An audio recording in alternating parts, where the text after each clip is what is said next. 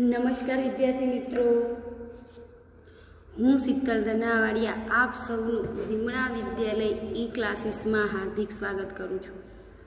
આજે આપણે ધોરણ 7 વિષય સંસ્કૃત જેની અંદર ત્રીજું પ્રકરણ કોરકની સમજણ મેળવીશું।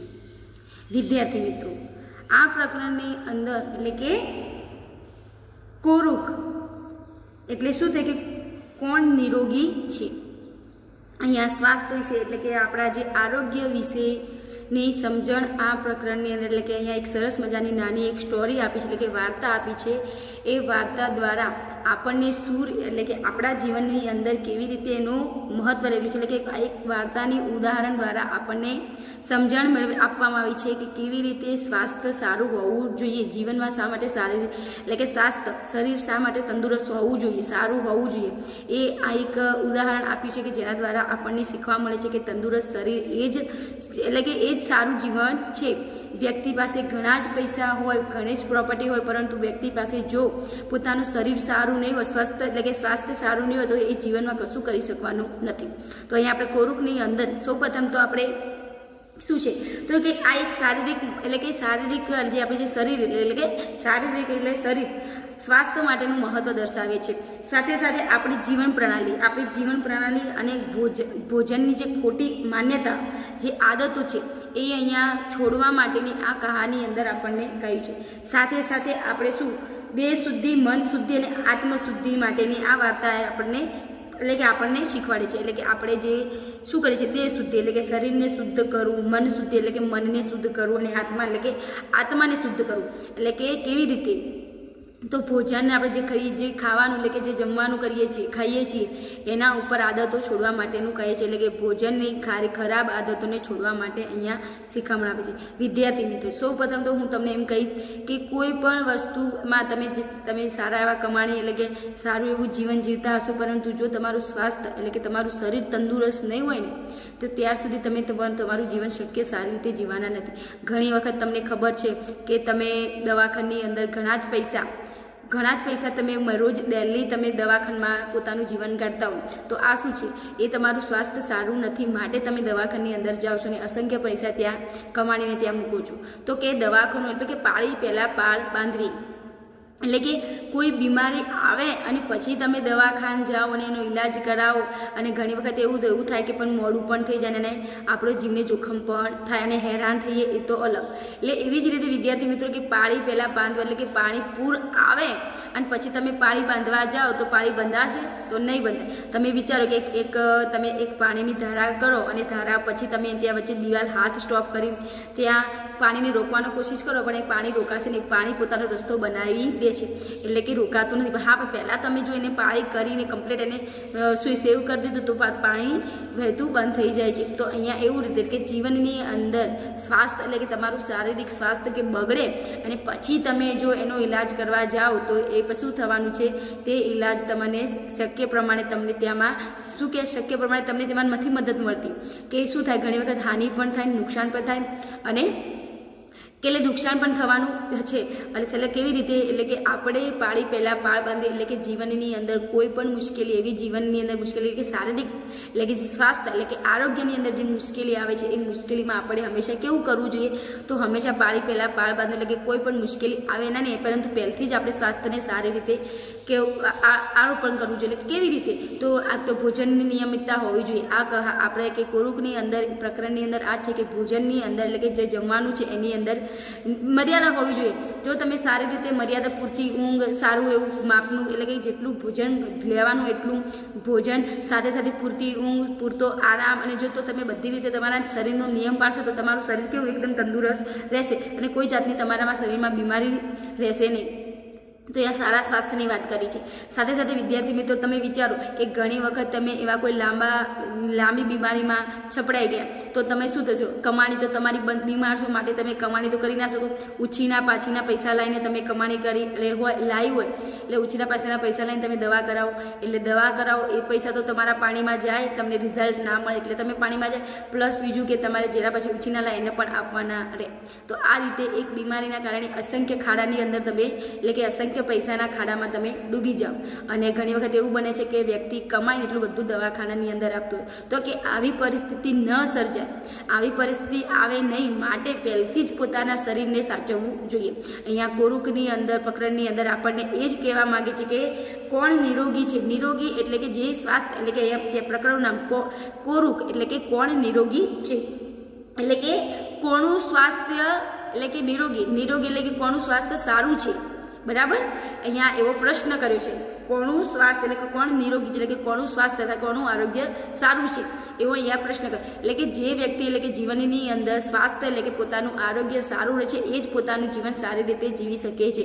કોઈ પણ વ્યક્તિનું જો શરીર સારું ના હોય તો એ પોતાનું જીવન સારી રીતે જીવી શકતો નથી. અને એટલા માટે જ અહીંયા સરસ મજાની આપણને અહીંયા એક સ્ટોરી આપી છે, જેના ઉપરથી આપણને ઘણું બધું શીખવા મળે છે. તો વિદ્યાર્થી, પહેલાં સૌપ્રથમ હું તમને આની કહાની કહીશ કે શું છે આ કહાનીમાં. તો કોરુક એટલે કે કોણ નિરોગી, આ એક નાનકડી એટલે કે શારીરિક એટલે કે સ્વાસ્થ્ય માટેની એક મહત્વ દર્શાવતી અહીંયા એક વાર્તા છે. તો અહીંયા એક પક્ષી શું છે, તો એક પક્ષી છે, તે આકાશની અંદર અહીં તહીં એટલે કે ચારેય દિશાઓમાં એટલે કે ઉડે છે. અહીંયા એક પક્ષી શું છે, તો આકાશની અંદર ચારેય દિશાઓમાં એટલે કે ઘડીક વાર આ દિશા, ઘડીક વાર આ દિશા, એટલે કે ઉત્તરથી પશ્ચિમ અને પૂર્વથી, એટલે કે ઉત્તરથી દક્ષિણ અને પૂર્વથી પશ્ચિમ, ચારેય દિશાઓમાં એ ઉડે છે. અને ઉડતા ઉડતા શું એક વારંવાર એક પ્રશ્ન કરે છે, એટલે કે ચારેય દિશાઓમાં એ ઉડતો ફરે છે અને શું કરે છે, તો પ્રશ્ન કરે છે. તો શું પ્રશ્ન કરે છે, તો આપણું જે પ્રકરણ છે શું કહે છે, કોરુક એટલે કે કોણ નિરોગી છે. શું બોલે છે એ પ્રશ્ન, તો કોરુક એટલે કે કોણ નિરોગી છે. એટલે કે આ પક્ષી આકાશની અંદર ચારેય દિશાઓમાં ઉડતા એટલે કે ઉડતા એટલે કે એક જ પ્રશ્ન બોલે છે, એના મોઢા ઉપર એક જ પ્રશ્ન છે. શું પ્રશ્ન છે, તો કોરુક એટલે કે કોણ નિરોગી છે. તમે વિચારો કે એક પક્ષી, અહીંયા એક પક્ષીનું ઉદાહરણ દ્વારા કે એક પક્ષી છે જે પોતે શું કરે છે, આકાશની અંદર ચારેય દિશાઓમાં એટલે કે આકાશની અંદર અહીં તહીં એટલે કે બધી જ જગ્યાએ ઉડે છે અને વારંવાર એક જ વાક્ય એટલે કે એક જ પ્રશ્ન કરે છે, કોણ નિરોગી છે. તો હવે શું કરે છે, આવો પ્રશ્ન એ વારંવાર બધી જગ્યાએ બોલે છે. તો કયો પ્રશ્ન બોલે છે, તો કોરુક એટલે કે કોણ નિરોગી છે. પક્ષી દ્વારે આકાશમાં તો ઉડ્યો, શું કર્યું કે આકાશમાં તો બધી જગ્યાએ ઉડીને બધાને બૂમો પાડી કે કોરુક એટલે કે કોણ નિરોગી છે, કોણ નિરોગી છે. પરંતુ આ પ્રશ્નનો ઉત્તર સામેથી એને જવાબ, એટલે કે આ એક પ્રશ્ન કરે છે, કોરુક એટલે કે કોણ નિરોગી છે એવો પ્રશ્ન કરે છે, પણ સામેથી એને કોઈ જવાબ મળતો નથી. હવે શું થાય છે કે પક્ષી દ્વારે એટલે કે બધાના, એટલે કે આકાશમાં તો ઉડ્યો, પરંતુ હવે જમીન ઉપર દ્વારે એટલે કે બધાના જે મકાન, વ્યક્તિઓ, જે માનવ રહે છે એમના દરવાજે એટલે કે જે માનવ રહેતા હતા એ માનવના દરવાજે એટલે કે જઈને શું કરે છે, તે પ્રશ્ન પૂછે છે. હવે આકાશની અંદર તો બધી જગ્યાએ પ્રશ્ન પૂછ્યો, પરંતુ એને કે સામે ઉત્તર કોઈ જવાબ મળતો નથી. પરંતુ એ પ્રશ્ન ક્યાં પૂછે છે, તો હવે જમીન ઉપર, ધરતી ઉપર બધા જે વ્યક્તિઓ રહે છે, જે માનવ રહે છે, જે માનવનો સમુદાય રહેલો છે, એટલે એનું ઘર છે, મકાન છે, આ મકાન એટલે કે બધાના ઘરે એટલે કે દરવાજે જઈને પૂછે છે, કોણ નિરોગી છે. આમ બધી જ જગ્યાએ એ પ્રશ્ન પૂછે છે, પરંતુ શું કરે છે, એને કોઈ ઉત્તર મળતો નથી. એટલે કે કોણ નિરોગી છે એમ પ્રશ્ન બધા સામે કરે છે, પરંતુ એને ઉત્તર મળતો નથી, એટલે કે એનો જવાબ મળતો નથી. પછી શું થાય છે, આવી રીતે જે આ પક્ષી છે એ બધાના દ્વારે એટલે કે દરવાજે જે પ્રશ્ન કરે છે, ત્યારે બધા એના આ પ્રશ્ન ઉપર શું કરે છે, બધા લોકો એના ઉપર મજાક કરે છે. કોઈ ઉત્તર તો આપતા નથી, શું કરે છે, કંઈ ઉત્તર નથી આપતા, પણ શું કરે છે, જ્યારે એ પક્ષી એમને પ્રશ્ન કરે છે તો એ પ્રશ્નની સામે એ શું કરે છે, એની મજાક કરે છે, એટલે કે ઉડાવે છે, પરંતુ એને કોઈ ઉત્તર, એટલે કે જેનો પ્રશ્ન હતો કોરુક એટલે કોણ નિરોગી છે એનો ઉત્તર નથી આપતા, પરંતુ ઉપરથી એ પક્ષીને ઉડાવે છે, એટલે કે મજાક કરે છે. પછી શું થયું, પક્ષી એકદમ હતાશ થાય છે. હતાશ એટલે કે નિરાશ, એટલે કે પક્ષી શું થાય છે, હતાશ એટલે કે નિરાશ થાય છે, દુઃખી થાય છે. અને શું કરે છે એટલે કે એકદમ તમે વિચારો કે તમે જ છો, તમે વારંવાર કોઈ પ્રશ્નનું સોલ્યુશન માટે તમે વારંવાર માતા પિતાના કે અડોશ પડોશમાં તમે પ્રશ્નનું સોલ્યુશન લાવડે પ્રશ્ન પૂછ કરો, પરંતુ જો ત્યાં સુધી તમને કોઈ પ્રશ્નનો ઉત્તર સારી રીતે ના આપે તો તમે છેવટે શું કરશો, હતાશ થશો અને એ પ્રશ્નને મૂકી દેશો અને ઊંઘી જશો અને નહીતર કોઈના ઉપર ગુસ્સો કરશો. તો આ રીતે તમે કરતા તો અહીંયા પક્ષી પણ એટલે કે આ પક્ષી પણ શું થાય છે તે કે એકદમ ઉદાસ થઈ જાય છે, દુઃખ ભર્યું એટલે કે દુઃખ એટલે તમે વિચારો કે તમે વિચારો કે તમને કોઈ ઘરમાં તમારી કોઈ વસ્તુ લાવવી હોય અને તમે વારંવાર મમ્મીને કે પપ્પાને પૂછ કરો પણ તો તમને લાવી આપે નહીં, તો તમે કેવા હતાશ અને દુઃખી થઈ જાઓ. અહીંયા પક્ષીને પણ જાણવાની ઈચ્છા હતી કે કોણ નિરોગી છે. આવો પ્રશ્ન લઈને બધાની સામે છે એટલે કે જ્યારે આકાશમાં એટલે કે આકાશમાં ફર્યું, સાથે સાથે ધરતી ઉપર એટલે કે બધી જ જગ્યાએ એટલે કે બધી જ કોઈ જગ્યા બાકી ના રાખી, બધી જ જગ્યાએ ફર્યું, પરંતુ એને કોઈ પ્રશ્નનો એટલે કે જેમ એ બધાને પૂછે કોણ નિરોગી છે, પરંતુ એને કોઈ ઉત્તર મળતો નથી. માટે એ હતાશ દુઃખી થઈ જાય છે, એકદમ એટલે કે નિરાશ થઈ જાય છે. અને તમે વિચારો કે એને પ્રશ્નનો ઉત્તર એટલે કે બધી જગ્યાએ ફરવા છતાં પણ એને એકે પ્રશ્નો એટલે કે એના જે પ્રશ્નોનો ઉત્તર મળતો નથી. માટે એ શું થઈ જાય છે તો હતાશ થઈ જાય છે.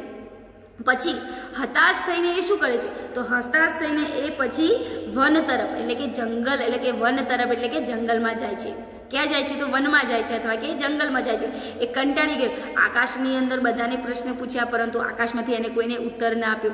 ધરતી ઉપર એટલે કે શું કહેવાય જે માનવ સમુદાય રહેતો હતો, જે કુટુંબ ઉપર એટલે કે પરિવારો રહેતા હતા, એ પરિવાર પાસે પણ ગયો, પરંતુ ત્યાંથી પણ એને કોઈ જ ઉત્તર એટલે કે પ્રશ્નનો ઉત્તર મળતો નથી. માટે એ ક્યાં જાય છે હવે ત્યાંથી કંટાળીને નિરાશ થઈને હતાશ થઈને દુઃખી થઈને એ વન તરફ એટલે કે જંગલ તરફ જાય છે.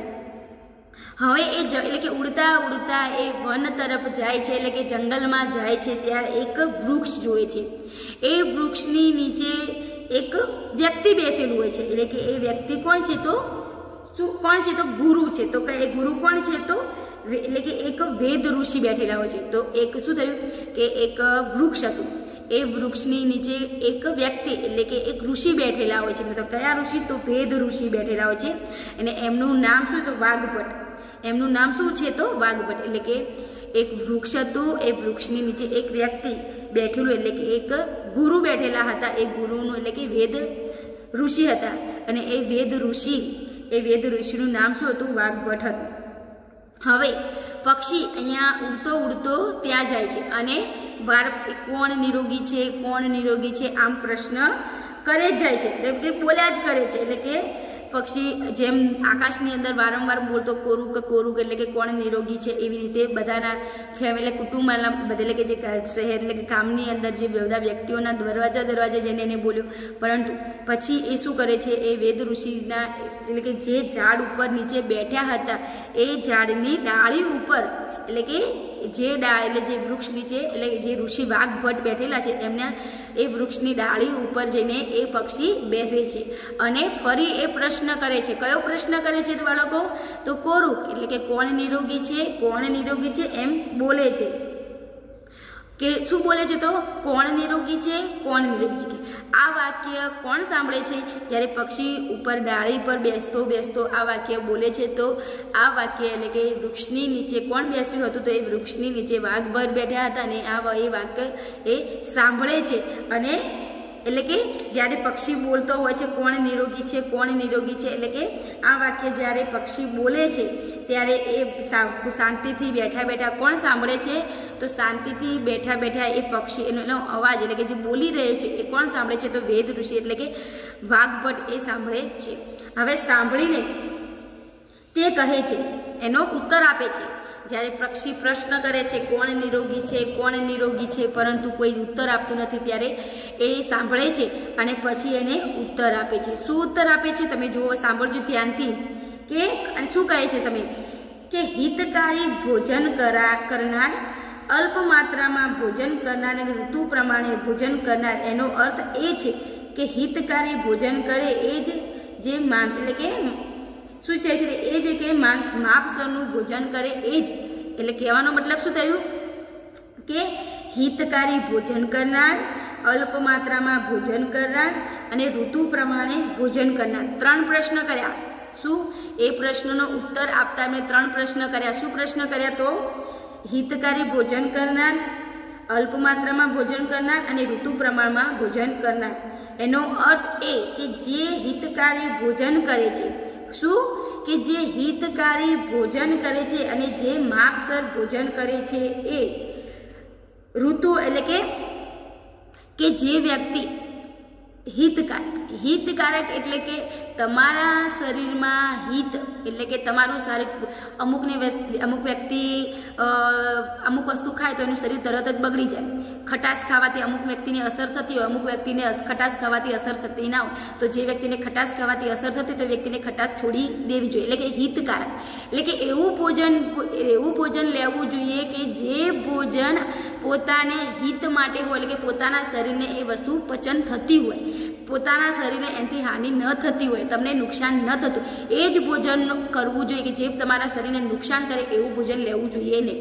સાથે સાથે અલ્પ માત્રામાં એટલે કે જેટલું ભોજન કરવું જોઈએ કે જેટલું તમારા શરીરની કેપેસિટી છે તેટલું જ, એટલે કે જેટલું ભોજન જમવા જેવું છે, એટલે કે તમને ભૂખ લાગી છે તેટલું જ ભોજન કરવું જોઈએ. એટલે કે અતિશય એટલે કે જેટલું ખાવાનું છે એનાથી અતિશય વધારે પડતું ખાવું જોઈએ નહીં. એટલે કે અલ્પ પ્રમાણમાં એટલે કે ખૂબ જ એટલે ઓછા પ્રમાણમાં, એટલે કે શરીરની જેટલી ભૂખ હોય એટલું જ ભોજન કરવું જોઈએ, એના કરતાં વધારે ભોજન કરવું જોઈએ નહીં.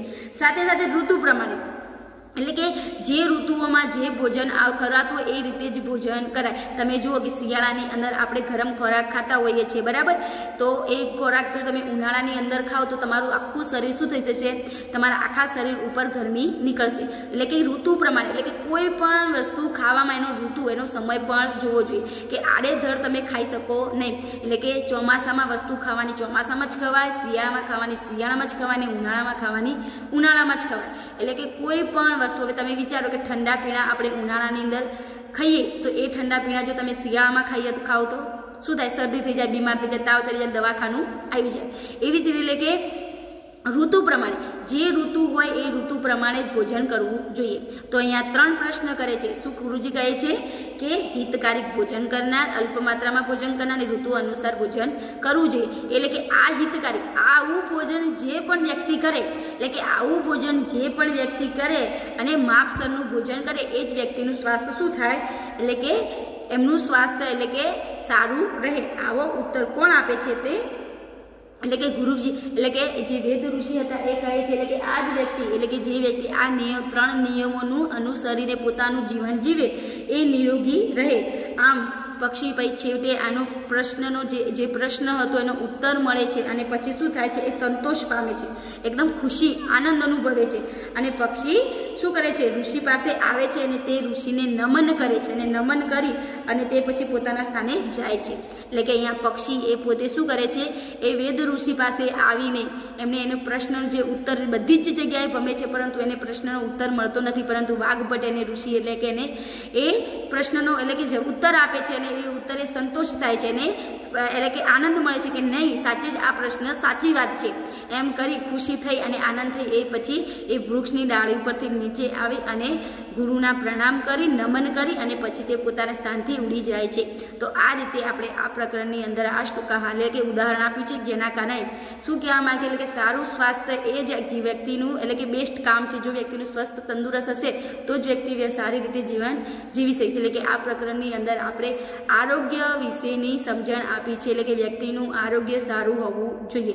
વ્યક્તિનું આરોગ્ય સારું હોય એટલે કેવી રીતે એમને સાથે સાથે એ પણ કહ્યું છે કે વ્યક્તિનું આરોગ્ય તો સ્વસ્થ હોવું જોઈએ, પણ સાથે સાથે આરોગ્ય સ્વસ્થ રાખવાના નિયમ પણ અહીંયા આની અંદર શીખવાડ્યા છે. કે તું શું શીખવાડ્યું છે કે ભોજન માત્રની કે એટલે કે ભોજનની એટલે કે આપણે જે ભોજનની અંદર શું કે કરીએ છીએ તો એટલે કે આડેધડ ભોજન કરતા હોય છે એ નિયમિતતા એટલે કે એના માટે એના નિયમ ઉપર અહીંયા આ પ્રકરણની અંદર આપણને સમજણ આપી છે. તો વિદ્યાર્થી મિત્રો અહીંયા આપણી આ કહાની પૂર્ણ થાય છે. આપણે આગળ નવા ભાગની અંદર ફરી આ પ્રકરણને સમજણ અને અનુવાદ મેળવીશું.